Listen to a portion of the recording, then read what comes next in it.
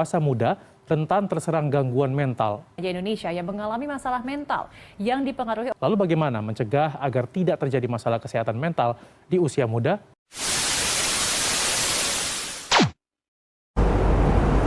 Assalamualaikum warahmatullahi wabarakatuh. Waalaikumsalam warahmatullahi wabarakatuh. Selamat pagi semua anak-anak. Selamat pagi, Bu. Apa kabar hari ini? Alhamdulillah. Alhamdulillah kalau sehat semua. Sebelum mulai, Ibu mau tanya nih. Apakah kalian pernah merasakan cemas atau berpikiran yang berlebihan? Siapa yang pernah? Saya sering. Seperti apa contohnya? Ya cemas. Kayak tiba-tiba sedih gitu. Nah, melalui ini kita akan belajar tentang kesehatan mental.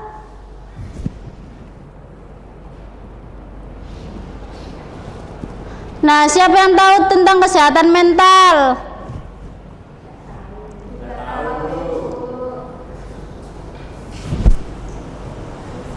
Menurut WHO, kesehatan mental adalah kondisi kesejahteraan seseorang secara emosional, psikologis, dan sosial yang mempengaruhi cara berpikir, merasakan, dan bertindak dalam kehidupan sehari-hari.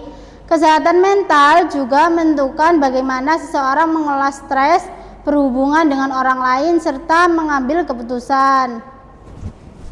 Selanjutnya, Ibu akan menjelaskan tentang faktor-faktor yang mempengaruhi kesehatan mental. Yang pertama, faktor internal seperti kondisi genetik. Kondisi genetik adalah faktor bawaan yang diturunkan dari orang tua kepada anak. Seseorang yang memiliki riwayat keluarga dengan gangguan kesehatan mental seperti depresi, kecemasan, bisa memiliki resiko lebih besar mengalami hal serupa. Namun, genetik bukan penentu utama karena lingkungan dan pola hidup juga sangat berpengaruh. Kedua, perubahan hormon. Hormon berperan penting dalam mengatur suasana hati, emosi, dan perilaku seseorang ketika terjadi perubahan sosial. Misalnya saat masa pubertas, menstruasi, kehamilan, atau stres, seseorang bisa menjadi lebih sensitif, mudah marah, cemas, atau sedih. Jika tidak dikelola dengan baik, perubahan hormon dapat mempengaruhi kesehatan mental. Yang ketiga, pola pikir. Pola pikir adalah cara seseorang memandang diri sendiri, orang lain, dan situasi di sekitarnya. Pola pikir negatif seperti sering merasa gagal, tidak percaya diri, atau selalu berpikir buruk dapat membuat seseorang lebih mudah stres dan cemas. Sebaliknya, pola pikir positif dapat membantu seseorang lebih kuat menghadapi masalah dan menjaga kesehatan mental. Selanjutnya, faktor lingkungan. Faktor lingkungan seperti keluarga, teman, sekolah. Keluarga adalah tempat pertama seseorang tumbuh dan belajar. Kalau suasana keluarga yang hangat, saling sayang, dan saling mendukung, biasanya seseorang akan merasa lebih tenang dan bahagia. Tapi kalau di rumah sering ada pertengkaran, kurang perhatian, atau terlalu banyak tekanan, hal itu bisa menyebabkan stres dan sedih. Yang kedua, teman sebaya. Teman sebaya biasanya berpengaruh besar, apalagi saat remaja. Punya teman yang baik biasanya membuat kita merasa didukung, percaya diri, dan tidak sendirian. Sebaliknya, kalau berteman dengan orang yang suka mengejek, merendahkan, atau memberi pengaruh buruk, itu bisa membuat mental menjadi down dan tidak nyaman. Yang ketiga, sekolah. Sekolah bukan cuma tempat belajar, tetapi juga tempat bersosialisasi. Kalau lingkungan sekolah yang sehat, nyaman, guru peduli, dan teman-temannya baik, siswa biasanya lebih semangat belajar.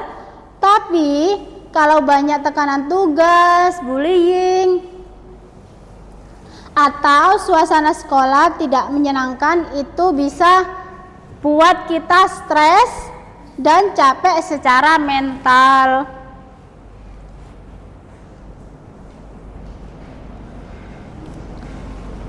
Selanjutnya faktor sosial dan budaya. Yang pertama pengaruhnya norma sosial. Norma sosial adalah aturan kebiasaan yang ada di masyarakat. Kadang seseorang merasa harus mengikuti standar tertentu supaya diterima. Misalnya harus sukses selalu, terlihat bahagia, atau tidak boleh menunjukkan kesedihan. Tekanan itu bisa membuat seseorang merasa terbebani dan stres. Yang kedua, budaya. Budaya mempengaruhi cara seseorang melihat masalah dan mengekspresikan perasaan. Ada lingkungan yang terbiasa saling terbuka dan mendukung. Tapi ada juga yang menganggap cerita tentang masalah mental itu tabu atau memalukan. Akibatnya, seseorang bisa memilih memendam masalah sendiri. Yang ketiga, pengaruh media sosial. Media sosial biasanya memberi dampak baik maupun buruk. Sisi baiknya kita bisa mencari informasi, hiburan, dan berkomunikasi dengan orang lain. Tapi kalau terlalu sering membandingkan diri dengan kehidupan orang lain, menerima komentar negatif, atau terlalu lama bermain media sosial, hal itu bisa membuat seseorang merasa insecure, cemas, dan stres.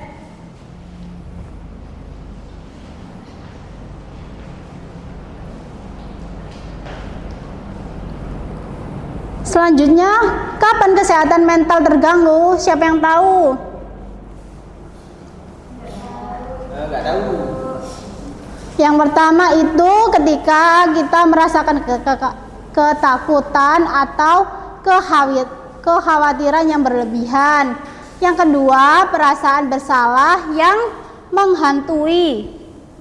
Ketiga, perubahan mood atau suasana hati yang drastis. Keempat, tanpa menarik diri dari teman dan lingkungan sekitar.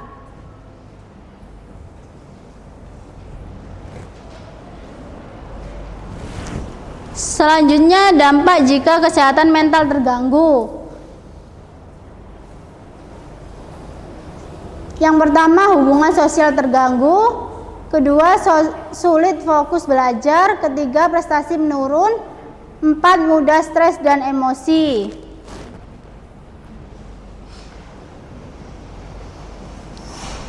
Nah,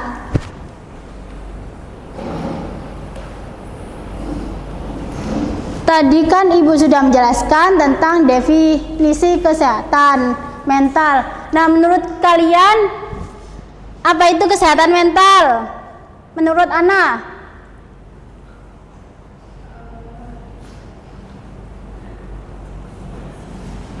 Kesehatan mental ini kondisi kesejahteraan seseorang secara emosional, psikologis, dan sosial yang dapat membuat cara berpikir, merasakan, dan bertindak dalam kehidupan sehari-hari kita. Terus, oh iya benar. Kalau menurut Mas Ferdi bagaimana? Menurut saya kesehatan mental apa ya? Nggak tahu. Ketika kita merasakan stres, terus mempengaruhi cara berpikir yang berlebihan dan bertindak dalam kehidupan sehari-hari, itu yang dinamakan kesehatan mental. Terus kalau menurut Mbak Zahra apa? Kalau menurut saya, kondisi di mana psikologi seseorang itu merasa terganggu. Betul.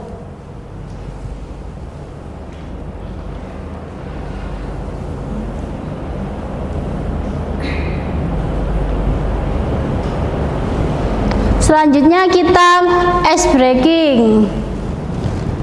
Kalau ibu bilang pagi,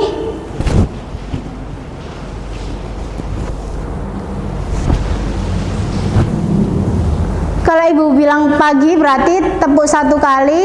Kalau ibu bilang siang, tepuk 2 kali. Kalau sore, tepuk 3 kali. Malam, tepuk setengah, agak pelan. Siap? Siap. Tepuk pagi, siang, sore, malam, siang, sore, pagi, malam. Ferdi.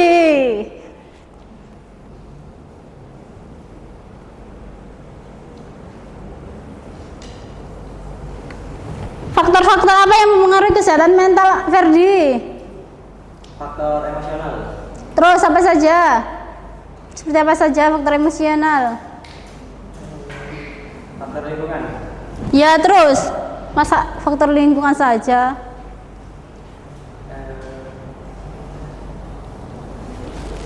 Sisanya nggak tahu.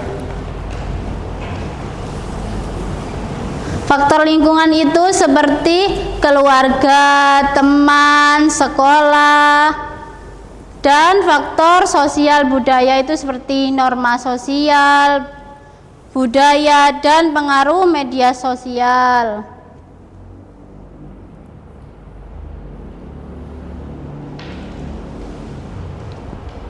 Selanjutnya, kenapa kesehatan mental itu penting? Karena mempengaruhi cara seorang berpikir, merasa, dan bertindak dalam menjalani kehidupan sehari-hari. Dengan kesehatan mental yang baik, individu dapat mengelola stres, menjalani hubungan yang harmonis, dan membuat keputusan yang bijak. Selain itu, kesehatan mental yang optimal mendukung produktivitas, mencegah gangguan emosional, serta menjaga keseimbangan antara aspek fisik dan psikologis. Selanjutnya, siapa yang tahu bagaimana cara menjaga kesehatan mental? Menurut Mbak Zara. Itu ibu menyalurkan emosi, jadi misal dia marah itu dilampiaskan dengan secara yang hal wajar, dia sedih juga menyalurkan dengan hal yang wajar, maksudnya tidak dipendam. Ya. Yang pertama, cara menjaganya itu kendalikan pikiran atau mindset, seperti fokus pada hal-hal yang bisa diubah, kurangi mengkritik diri sendiri, self compassion, dan batasi konsumsi informasi yang memicu cemas. Yang kedua, menjaga keseimbangan tubuh, hormon seperti rutin olahraga, tidur cukup 7-8 jam, dan terpapar sinar matahari untuk memicu hormon kebahagiaan secara alami. Yang ketiga, koneksi dan batasan. Luangkan waktu untuk mengobrol dengan orang terpercaya seperti teman dekat, keluarga. Namun, berani kata tidak pada hal yang memicu kelelahan berlebih seperti burnout. Yang keempat, penyaluran emosi. Gunakan hobi kreatif seperti bersepeda, berenang, menulis untuk mengurangi pikiran, dan jangan ragu mencari bantuan profesional jika terasa terlalu berat. Intinya, jaga tubuh, istirahat yang cukup, dan ekspektasi berlebihan, dan tetap terhubung dengan lingkungan yang suportif.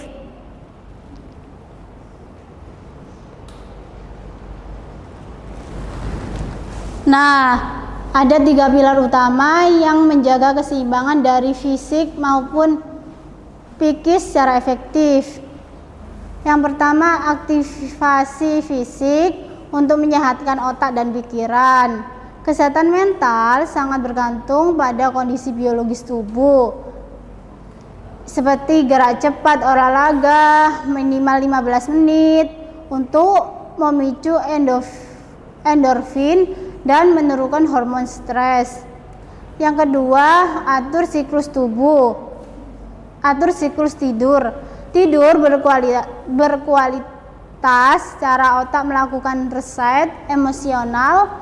Kekurangan tidur membuat emosi lebih reaktif. Nutrisi dan sinar matahari, cukupi vitamin D dan makanan bergizi untuk mendukung produksi serotonin, hormon penstabil suasana hati. Nah, Ibu kan tadi menjelaskan bagaimana meningkatkan kesehatan mental. Menurut Mbak Hani, bagaimana meningkatkan kesehatan mental itu? Mengatur siklus tidur, yaitu tidurnya tidak boleh terlalu malam, jadi agar tidur cukup dan emosinya lebih stabil. Terus kalau menurut Mbak Alexa bagaimana cara meningkatkan kesehatan mental?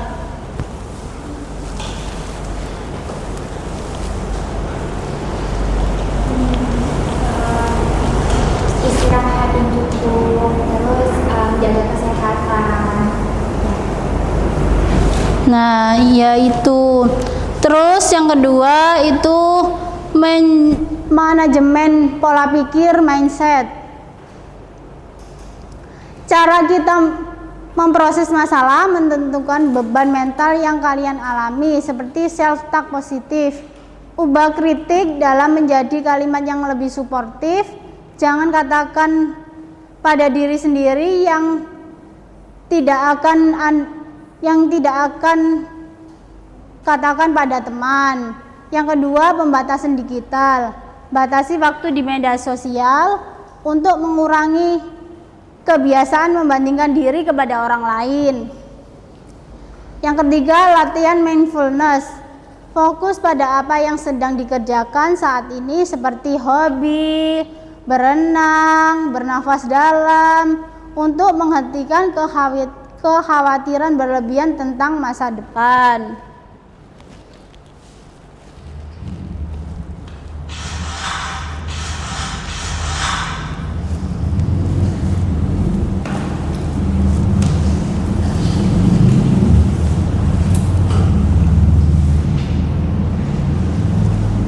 Nah, selanjutnya Ibu punya film pendek tentang kesehatan mental. Diperhatikan ya anak-anak.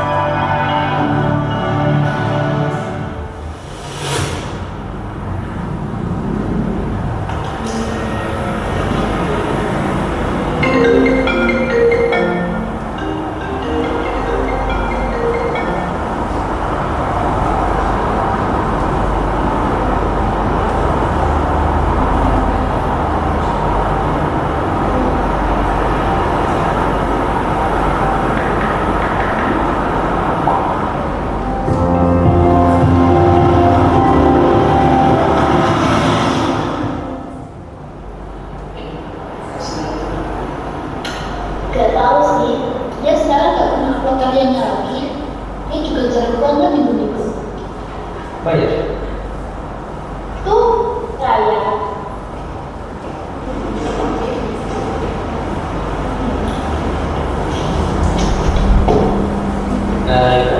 Itu kok bisa kembali? Iya kan, gak semua orang bisa loh dengan kayak aku. Sayang banget kalau gak kamu lanjutin, Raya.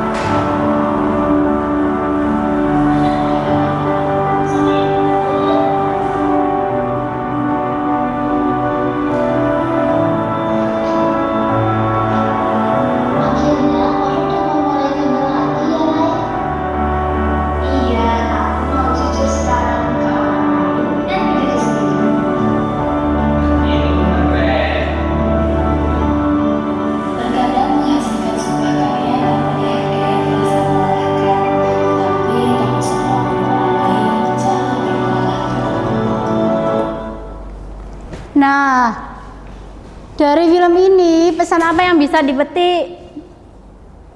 Siapa yang tahu?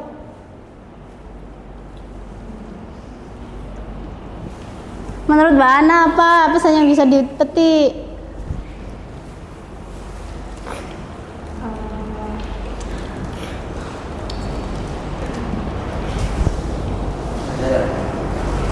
Apa Mas Ferdi? Pesan yang bisa dipetik itu kita tidak boleh selalu melihat komentar dari orang lain. Kita juga harus melihat diri kita sendiri. Apakah diri kita bahagia dengan melakukan hal ini? Jadi kalau kita melakukan sesuatu, jangan melihat komentar atau reaksi orang lain, tapi lihatlah pada diri kita sendiri. Apakah itu membuat diri kita bahagia atau tidak? Itu. Ya, terus kalau menurut Mbak Hani apa? Menurut saya kita harus mengubah mindset kita bahwa apa yang kita kerjakan itu tidak selalu buruk di mata orang lain. Terus kalau menurut Mbak Alexa apa yang pesan yang bisa dipetik dari film itu? Menurut aku kita harus lebih percaya kepada diri kita sendiri dan kita juga harus meningkatkan kepercayaan diri gitu dan ya itu sih. Nah, pesan yang bisa dipetik itu jangan menilai karya dari luar, tetapi harus melihat usahanya yang harus dihargai. Yang kedua, jangan mudah putus asa dalam berproses untuk kebahagiaan. Terus yang ketiga, kita harus menghargai karya orang lain, tidak perlu menjelek-jelekan.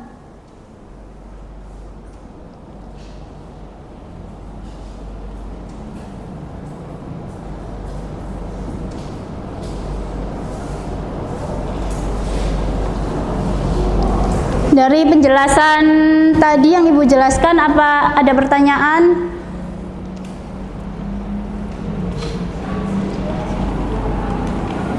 Ibu izin bertanya. Apa, Mbak Zara? Nah, kapan sih seseorang itu sebaiknya mencari kebutuhan profesional untuk masalah kesehatan mentalnya dia? Sudah. Nah, kita membutuhkan tenaga profesional itu ketika kita merasakan stres berat, tidak bisa tidur, terus ketika kita mempunyai masalah berlebihan, itu kita bisa ke tenaga profesional gitu, Mbak Zara. Apakah ada pertanyaan lain? Terima kasih. Saya Ibu.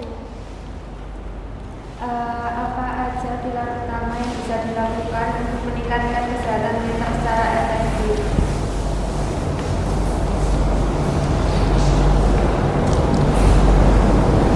Tiga pilar yang efektif itu seperti aktivitas fisik untuk menyehatkan otak dan pikiran, seperti gerak cepat, olahraga yang ringan, dan yang kedua atur siklus tidur selama 7-8 jam. Terus selanjutnya tuh manajemen pola pikir, mindset, kita harus berpikir yang positif seperti self-talk positif, pembatasan digital, latihan mindfulness, dan yang ketiga koneksi dan batasan sosial. Bicara beban pikiran yang berat kepada orang yang dipercayai, terapkan batasan, berani berkata tidak untuk biar kita tidak menguras energi berlebihan.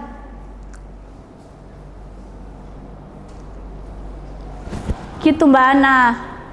Iya Ibu. Apakah ada pertanyaan lagi?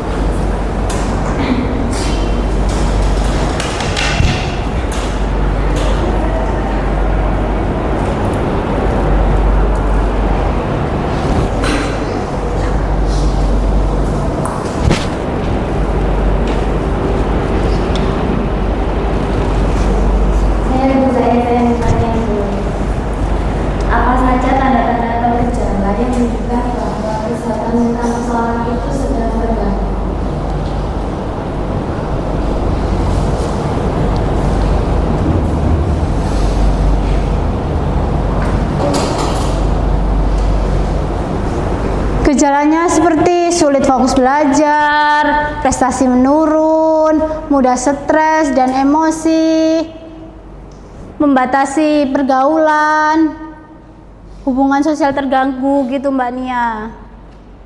Apakah ada pertanyaan lagi? Ibu bertanya, bagaimana kesehatan mental itu mempengaruhi cara seseorang kayak di dalam aktivitasnya sehari-hari? Kita itu tidak boleh stres yang berlebihan, atur pola pikirnya seperti mindfulness dan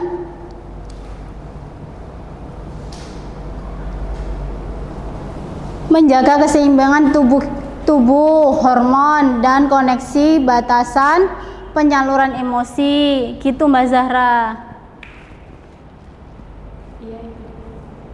Apakah ada pertanyaan lagi?